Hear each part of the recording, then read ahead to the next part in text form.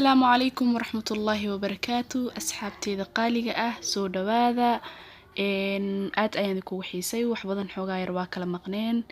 insha Allah maanta waxa idin wadaa alaab cajiib ah oo loogu talagalay dadka jecel inay iscayliyaan ama caruurta isla markaana caafimaad badan waxaana la dhahaa rola sambusa waxyaabaha uu ka kooban yahay insha Allah waxaa koow nooga hilib shiidan hilibkan waa soo shiidnay waxaan had ku shubay birtaawada si uu noogu kala furfurmo uusan iskugu dhigdhigina waxaan isticmaalayaa qaandada inaan ku kala furfuro sababtoo qalaadadeeda aad ay hilibka u shiidaa zaaid ay u shiiday hadii aad haystid qalaadooyinka hilibka furfurka dhigayna okay waxaan hadda sidoo kale ku dar rabaa waa ruwac basal ah iyo kabsar iyo toon isku soo shiiday hilibkeygana wuxuu ahaa nus kiilo hilib shiidan basashana waa sida idin sheego waa ruwac hilibka marka aan ku shubay oo kala furfuray waxaan ku daray basasha hadafka aan ugu daray waxay tahay hilibka maadaama ceyrin uu yahay carafta basasha iyo kabsarta iyo toonta waxaan rabaa hilibka in ay lafaha ka gasho isla markaasna ay noqdaan wax isku soo caraf zaaid noo sameynayo xashwada aan dhaxda ka gelinay waa hilib hadii aad jeceshahay waa ka dhigi kartaa kalluun ama digaag ama qudaar wixii aad jeceshahay laakiin waxa wanaagsan dadka iscaylinayo hilibka iyo inay ka dhigtaan waxyaabaha hilibka kala digaaga iyo malaayga xitaa way ka samaysan karaan intaas ayaan isdhexgelineynaa waxaan rabnaa oo kaliya inaan hadda ku darsano toon ayadana aan soo mashiinka basasha lagu shiido aan kusoo sameynay ama kusoo yareereynay qasab maaha ina mashiinka isticmaashid waa tuman kartaa ayadana toonta waxay ahayd 5 xabo oo toon ah hilibkii ayaan kor shubnay toontii haday gooni ayay noo ahayd oo aan basasha ku soo shiideynay tan waa extra toon caraf badan iyo dhadhan ayay noogu sameyn doontaa hilibkeena insha Allah hilibka waxaan rabnaa inuu biyihiisa oo kaliya ku bislaado dheecaanna ma u rabno waxaan rabnaa hilibka qaleel inuu noo ahaado insha Allah intaas ayaa dabka inoo saaran wayna isku soo shiilmi doonaan waxaan ku darsanayaa hadadan maraq digaag ama cusbo ka isticmaashid intaas waxaa noo sii dheer insha Allah oo aan gadaal kaga darsan doonaa filfil yar oo nus qaanda ah hadii aad jeceshahay filfisha waa ku darsan kartaa hadii kale waa iska dhaafi kartaa bedelkeeda waxa ku darsan kartaa basbaas hadii aad jeceshahay hadii aad gaas ka qabtidna waxa kugu la talin lahaa inaad iska dhaaftid basbaaska iyo waxyaabaha kulul intaba intaas ku deyn doonaa filfishin waa ku daray waa isku bislaan doontaa waxaan hadda u soo gudbeynaa in aan sameeyno fooliyada sambuuska waa same sida fooliyada sambuuska loo sameeyo koob biyo qandac ah ayaan ku daray cusbo yar saliidaan isticmaalayana waa 4 qaando oo saliid qaandada caadiga isticmaalaysid aniga hadda qiyaas ayaan u isticmaalayaa waa u jeedin waa 4 qaando oo qaandada cuntada lagu cuno intaas ayaan isku qaseynaa waa biyo iyo saliid iyo cusbo biyahana qandac ay noo ahaayeen markay sidaan iskugu dhalaalaan cusbada iyo saliid iyo biyihii ay sidaas isku dhex galaan waxaan ku shuban doonaa burkii insha Allah burkeena waa 3 koob labada koob oo hore way buuxaan koobka ugu dambeeyana zaaid uma buuxo 2 koob hadda ku darsada koobka kalena waa kaas oo saddexaad si fiican ayaa isku dhex galin doonaa waa isku ridqeynaa insha Allah gacanta mar walba aad fooliyada u badisid mar walba ee fooliyada ku qurux badnaato isla markaana ay ku noqoto mid aad u jilicsan qafiifna u ah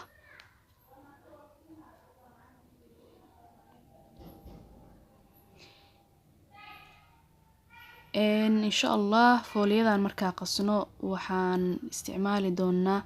in aan ayadana kala jarjarno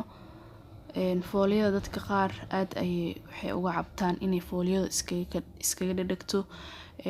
laba sir oo kaliya ayaa fooliyadaada ku fiixneen karo waana ina marka hore biyo qandac ku qasatid iyo in aad marka aad isdul saaraysid burka aad isticmaashid saliid fiican si uu hadhow isku ka dhagin in raali hada hadii aan yar boobsiyo waxa mar walba jeclahay in aan videoga lagu caajisin wax badan adii kaga faa'iideeyo gabdhaha badanaa waxay soo weydiiyaan cuntooyinka la isku cayiliyo, laakiin waxaa kula talin lahaa in haddii aad gabar tahay ama haddii aad haweeney tahayba aad iska ilaalisid cayilka, sababtoo cayilka wuxuu kaala maqan yahay oo kaliya cudur, mana qurux badno, mana caafimaad fiicno. Fooliyada usoo laabano, 5 cad ayaan ka dhignay. 5ta cad insha Allah waa fidfidineynaa si yar oo kuusan ama circle ama warwareeg ah u sameyneynaa. Fooliyada waxaa jeclahay inaad badankiin taqaanin. Haddii aad hore u taqaano fooliyada waa iska sii gudbi kartaa, haddii laakiin aadan hore u aqoonin waa sii daawan kartaa sida ugu sii faa'iidaysatid sida fooliyada loo sameeyo.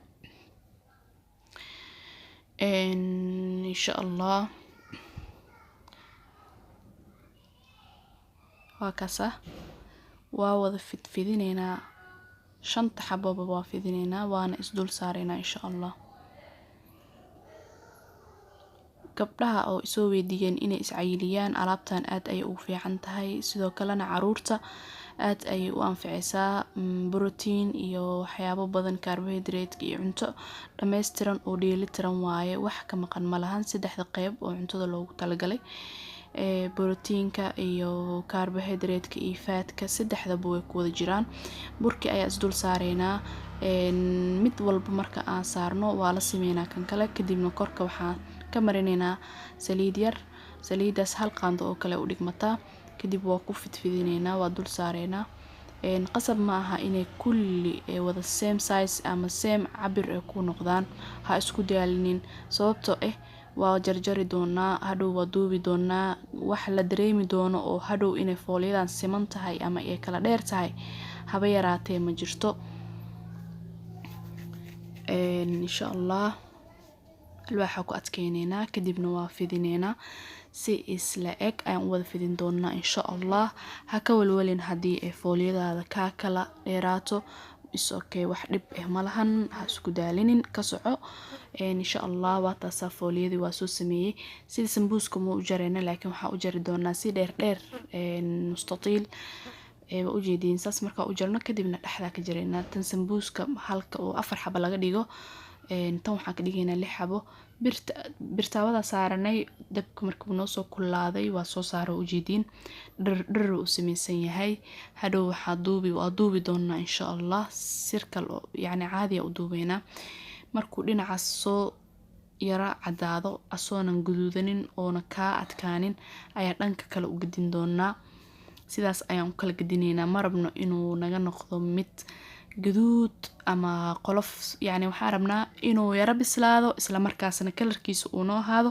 kalar cad sida hadda kuu muuqato insha Allah. haddii uu kaa gaduud hadhow waxay kaa noqonay inuu kaa adkaado ama qolof camal uu yeeshto, mana rabno. waxaan rabnaa maadaama uu dab kale u dhiman yahay inaan saas ka dhigano oo aad u jilicsano insha Allah. soo sidaas u cad aana ka dejin doonaa insha Allah.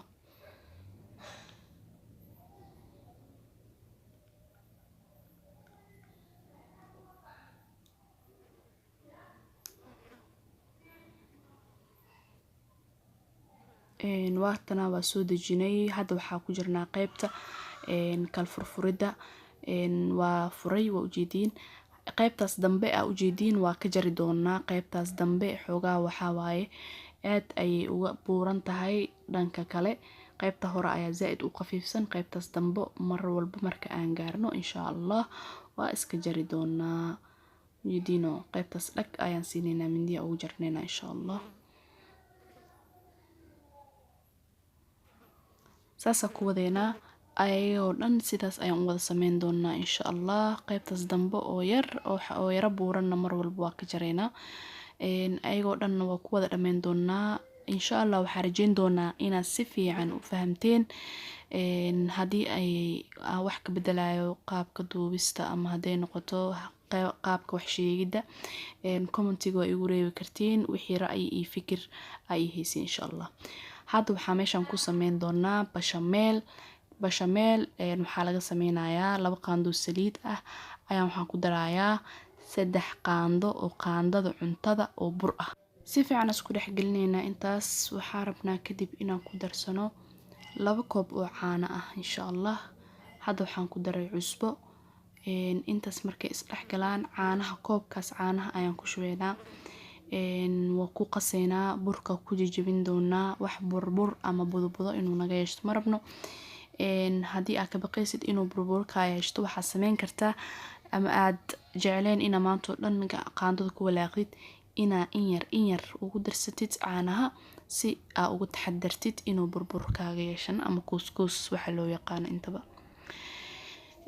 hal koob ay hada ku shubay waa ku burburin doonaa ilaa iyo uu iska qabsado uu isku tirmo kadib ayaan isticmaali doonaa koobka kale caanaha ina in yar ugu daro inta markaas iskugu soo adkaato waa ujeedaa wuu soo cuslaanayaa ka taxadar mar walba 3 qaando burka inay yani buuxdo iyo 2 koob oo caano buuro ah caanaha rabtid ama gasac rabtid ama markaas gurigaaga ku yaala isticmaali kartaa qasab ma ahan in caano gooni ama wax gooni ah ku darsatid waa ujeedin markuu soo adkaado caanihii kale ee koobka hir ayaa in yar ugu daraaya in yar markaa ku daro waa ku walaaqaya waa isku tiraaya si fiican inaa qaandada u isticmaalo waayo waxa ku muuqda hadda inuu yara kuuskuusan yahay laakiin waa ka tiri doonaa insha Allah qaandada kama joojineyno iyo caanaha in yarta ugu wadno ilaa iyo iskaga tirmo waa isku wadeena insha Allah uu kareem inuu noqdo insha Allah raali ahaada insha Allah deedu way badan tahay waa wax fiican inuu insha Allah ay noo badato mar walba hadda waxaan ku wada dari doonaa qaybtii dhineed ee caanaha ama halfkii koobkii aan ku dardareyna half ayaa nooga hiray ayaan ku dari doonaa insha Allah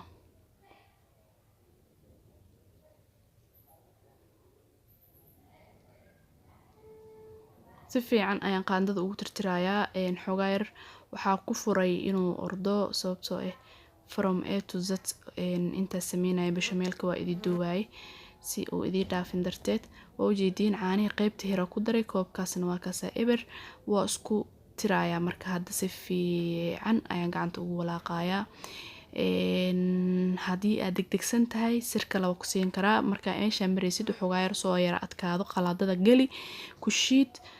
simple soo softi ka soo saaro insha Allah meesha soo noogu dhamaatay bashameelkeena fooliyadii aan soo diyaarinay ayaan dhexda waxaan ka gelineynaa hilibkii aan diyaarsanay ee noo karsanaa